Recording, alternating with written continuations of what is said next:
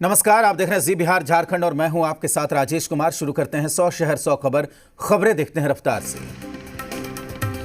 NDA में सीटों को लेकर बैठकों का दौर जारी है। दिल्ली से लेकर पटना तक हलचल मची हुई है। पटना में उप मुख्यमंत्री सुशील कुमार मोदी के आवास पर बीजेपी नेताओं की बैठक हो रही है।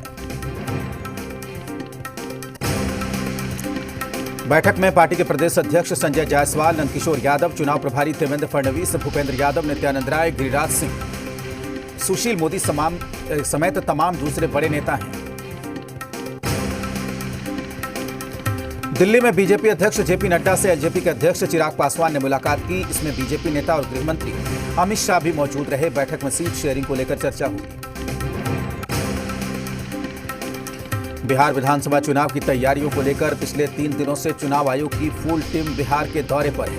इस दौरान टीम ने राजनीतिक दलों के साथ बैठक की और सभी जिलों के डीएम एसपी के साथ मीटिंग की। महागठबंधन में भी सीटों का पेंच फंसा हुआ है, जिसे लेकर दिल्ली में कांग्रेस की स्क्रीनिंग कमेटी की बैठक हुई, जिसमें बिहार चुनाव को लेकर चर्चा की गई।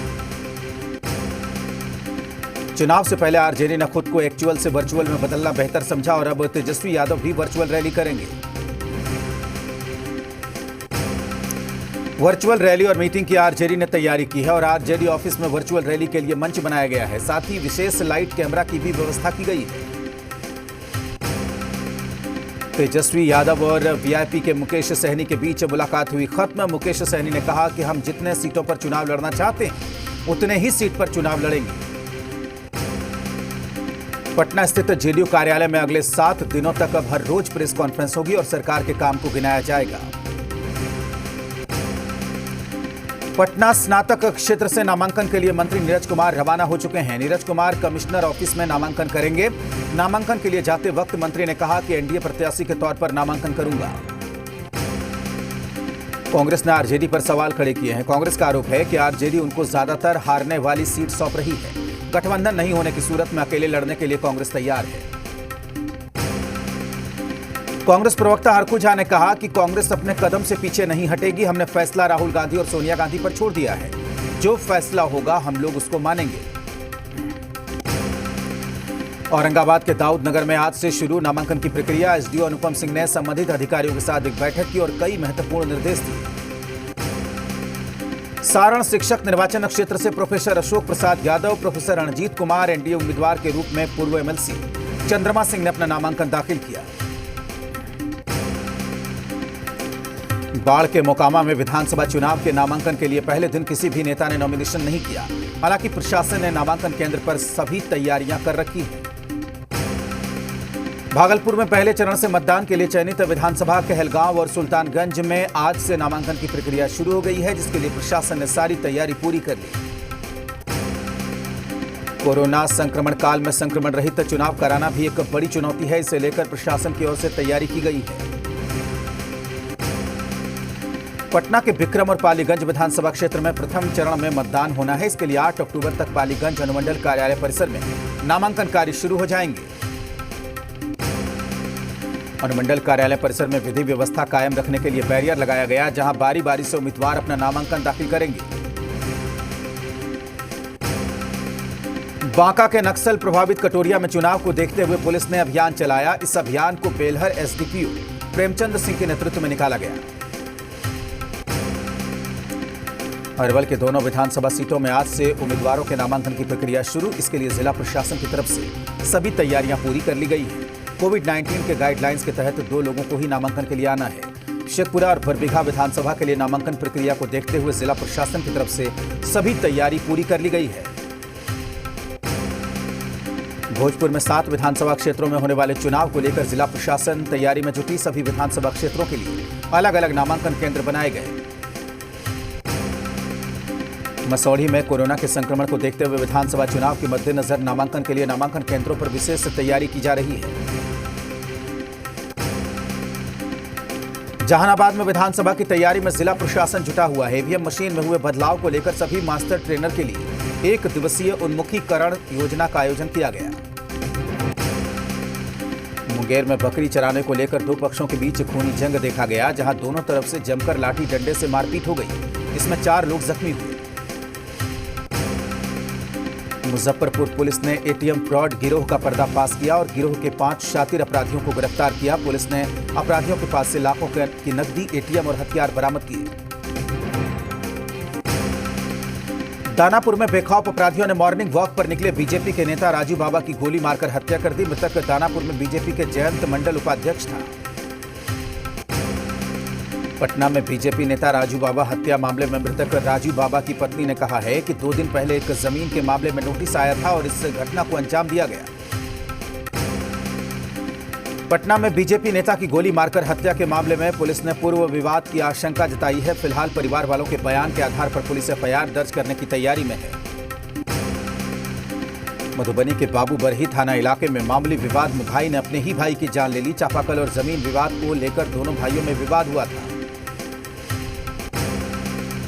मुजफ्फरपुर में काटी थाना इलाके के विष्णुदत्तपुर चौक पर एक चोरों ने रेडीमेड कपड़े की दुकान में सेंधमारी की और 12 से 15 लाख रुपए के कपड़े चुरा ले गए। दानापुर के सगुना मोड़ के पास से नाले में 65 वर्षीय बुजुर्ग का शव मिला, जिसकी पहचान दानापुर के जनक राय के रूप में हुई है। छपरा में हथियार दिखाकर राहगीरों से लूटपाट करने वाले 2 खूंखार अपराधियों को मांझी पुलिस ने घोरहट के पास से गिरफ्तार किया। सहरसा में रेलवे टिकट के लिए एजेंट यात्रियों से मोटी रकम वसूल रहे हैं। हैरानी की बात तो यह है कि एजेंट टिकट काउंटर से टिकट लेकर यात्रियों को दे रहे हैं। पटना सिटी में माल सलामी थाना इलाके के गुरु के बाग इलाके से गायब पिकअप को पुलिस ने बरामद कर लिया। साथ ही 4 अपराधी को भी गिरफ्तार किया। कटिहार के आजमनगर खुरियाल रेलखंड पर ट्रेन से कटकर एक युवक ने खुदकुशी कर ली। मृतक की पहचान आजमनगर प्रखंड इलाके के सिंहपुर गांव के रहने वाले अंजार आलम के रूप में हुई है। कैमूर के चांद थाना इलाके में लूटपाट करने वाला एक गिरोह के महिला को पकड़ा गया। गिरोह पुराने चांदी के सिक्के बेचने के नाम पर कारोबारियों के साथ लूटपाट करता था। अरुणाचल प्रदेश से 14 बटालियन के राजपूताना रेजिमेंट में सेना के पद पर कार्यरत राहुल सिंह का पार्थिव शरीर कटिहार पहुंचा। फारबिसगंज में परमान नदी का कहर जारी है। कटाव के कारण फारबिसगंज के थिला मोहन पंचायत के घुरमी गांव के कई घर नदी में समा गए।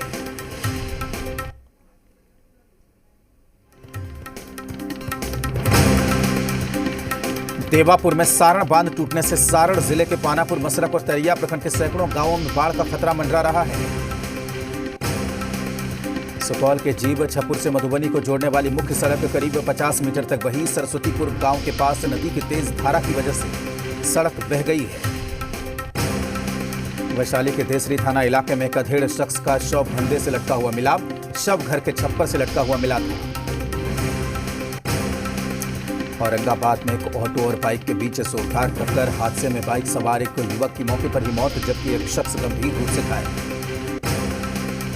मुजफ्फरपुर के मीनापुर प्रखंड इलाके में कम ऊंचाई पर गुजर रहे हाई एक्सटेंशन तार की चपेट में आने से एक ट्रक खलासी की मौत हो गई, जिसके बाद लोगों ने सड़क जाम कर दिया।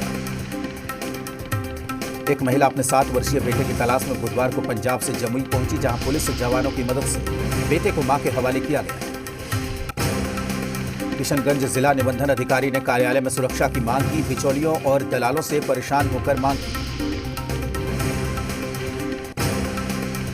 कैमूर के रामगढ़ में एक कार से करीब 41 किलोग्राम चांदी बरामद। वाहन पर सवार लोगों के पास 24 किलो चांदी के कागजात मिले। पुलिस ने मामले को संदिग्ध मानते हुए चांदी को जब्त कर लिया।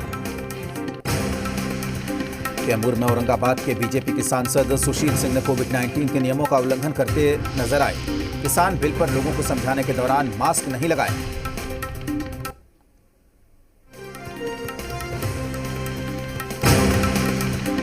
सुपौल में सरकार के गाइडलाइन के बाद माध्यमिक उच्च माध्यमिक विद्यालय खुला, लेकिन कोरोना के डर से अभी भी बच्चे नहीं पहुंच रहे हैं स्कूल। औरंगाबाद के दाऊदनगर में गांजे की खेप के साथ तस्कर गिरफ्तार। पुलिस ने 30 किलो गांजा बरामद किया। जमुई के झाझा थाना इलाके में ट्रक ने एक बुजुर्ग को रौंदा। मृतक की पहचान दादपुर निवासी बुद्धन मियां के रूप में हुई है। नालंदा में बिहार शरीफ प्रखंड के साठोपुर स्थित उच्च माध्यमिक विद्यालय में मतदाता जागरूकता अभियान के तहत छात्राओं के बीच रंगोली प्रतियोगिता का आयोजन किया गया। कैमूर के मोहनिया में अंतर्राष्ट्रीय वृद्ध दिवस के मौके पर बुजुर्गों के बीच कैंप लगाकर मास्क और चश्मे का वितरण किया गया। बीजेपी के राष्ट्रीय उपाध्यक्ष बनाए जाने के बाद रघुवर दास पहली बार बीजेपी कार्यालय पहुंचे, जहां कार्यकर्ताओं ने सम्मान समारोह का आयोजन किया। बिहार में चुनाव की वजह से रांची में लालू से मिलने वालों का तांता लगा हुआ है। विधानसभा चुनाव में टिकट की चाह में विधायक, पूर्व विधायक और आरजेडी के नेता लालू दरबार के हाजिरी लगा रहे हैं। रांची में लूटकांड को अंजाम देने वाले गिरोह का खुलासा, पुलिस ने इस मामले में पूर्व पीएलएफआई उग्रवादी सहित 9 आरोपियों को गिरफ्तार किया। अनलॉक 5 के तहत 15 अक्टूबर से फिल्म हॉल और मल्टीप्लेक्स खोलने की अनुमति, रांची के युवाओं में सिनेमा हॉल खोलने की परमिशन पर उत्साह। राज्य का सबसे बड़ा कोविड अस्पताल रांची के सदरपुर में बनेगा, जिला प्रशासन ने इसकी तैयारी की।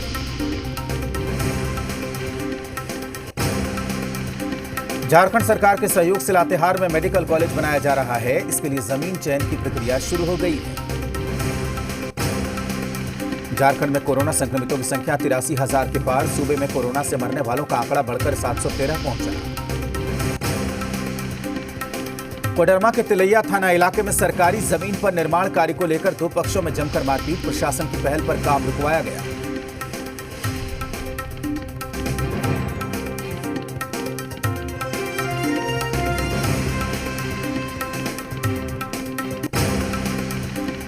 गढ़वा जिले में एसपी और कनिष्ठ पुलिस पदाधिकारियों के बीच का विवाद बढ़ा। पुलिस एसोसिएशन की केंद्रीय जांच टीम ने इस मामले में एसपी श्रीकांत एस खोटरे को दोषी ठहराया।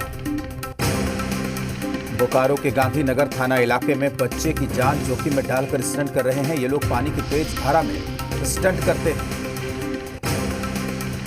हजारीबाग के भड़का गांव में आंदोलनकारियों से मिलने के लिए 6 विधायक पहुंचे। अपनी 10 मांगों को लेकर 17 गांव के लोग 30 दिनों से सत्याग्रह आंदोलन कर रहे हैं। गिरिडीह में फिट इंडिया फ्रीडम के तहत रन फॉर यूनिटी का आयोजन किया गया। इस दौरान सीआरपीएफ के जवानों ने दौड़ लगाई। गढ़वा में सदर थाना इलाके के चिरौंजिया गांव से पुलिस ने 4 आरोपियों को गिरफ्तार किया। धनबाद के झरिया बाजार स्थित स्टेट बैंक में ग्राहक से लूट, संजय हरिजन के 3.5 लाख रुपए बैंक कर्मी के दराज से 2 अज्ञात अपराधियों ने निकाले। धनबाद के लोधना में पीड़ित परिवारों को अब तक आवास नहीं मिला है। लोग खुले आसमान के तले रात गुजारने को मजबूर हैं। गोड्डा के ठाकुर गंगटी थाना इलाके में मास्क नहीं पहनने पर एक गरीब दलित की बेरहमी से पिटाई। एक सब इंस्पेक्टर ने बीच सड़क पिटाई की। हजारीबाग के सदर अस्पताल में भोजन में अनियमितता की शिकायत पर स्वास्थ्य निदेशालय की टीम मौके पर पहुंची। आरटीआई कार्यकर्ता गणेश कुमार ने मानव अधिकार आयोग को इस बाबत पत्र लिखा। रामगढ़ के रजरप्पा थाना इलाके में फायरिंग के मामले में अब तक कोई गिरफ्तारी नहीं। 26 सितंबर को हुई फायरिंग में इम्तियाज अंसारी की मौत हुई थी।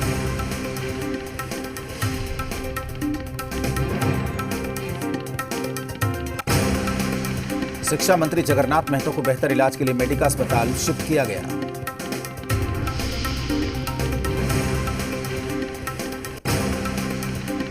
लोहरदगा में शहरी जलापूर्ति योजना में संकट के बादल मंडराए। जलापूर्ति के संवेदक ने भुगतान की मांग को लेकर जलापूर्ति व्यवस्था करने से मना किया। चतरा में टिकर पथ की ग्रामीणों ने श्रमदान कर कराई मरम्मती। लोगों ने सांसद और मंत्री पर लगाया धोखा देने का आरोप।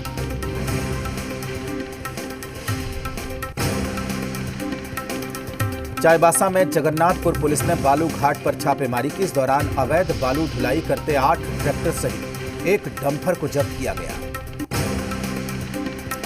चक्रधरपुर अनुमंडल अस्पताल में कार्यरत ठेकाकर्मी हड़ताल पर चले गए। 7 महीने से वेतन नहीं मिलने और वेतन की मांग करने पर नौकरी से हटा देने के फरमान के बाद कर्मियों ने हड़ताल का रुख अपनाया। राष्ट्रीय रक्तदान दिवस के अवसर पर साहिबगंज कॉलेज में एनसीसी कैडेट और एनसीसी के वॉलंटियर्स ने रक्तदान शिविर का आयोजन किया। हाथरस की बेटी को लेकर राजनीति पर ब्रेक। राहुल और प्रियंका गांधी को गांव जाने से रोका गया।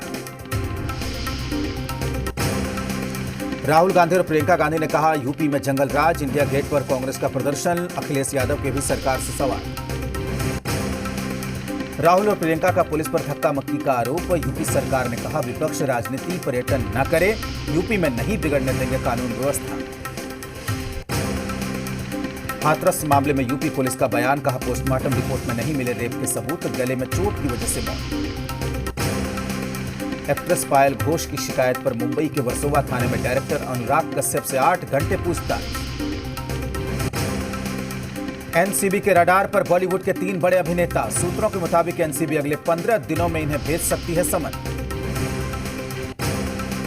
ड्रग्स मामले में एनसीबी को मुंबई में रहने वाले अफ्रीकी नागरिक डेविड की तलाश। सूत्रों के मुताबिक डेविड बॉलीवुड में ड्रग्स सप्लाई करता था। आईपीएल ने कोलकाता नाइट राइडर्स से राजस्थान रॉयल्स को 37 रनों से मात दी। आईपीएल में केकेआर की ये दूसरी जीत है। आईपीएल में आज किंग्स 11 पंजाब और मुंबई इंडियंस के बीच मुकाबला। दोनों टीमें मैच जीतकर बढ़त बनाने की करेगी कोशिश। पहला लंका प्रीमियर लीग अब 21 नवंबर से होगा शुरू। पहले ये 14 नवंबर से होना था शुरू, लेकिन क्वारंटीन के नियमों को देखते हुए 7 दिन टाला गया।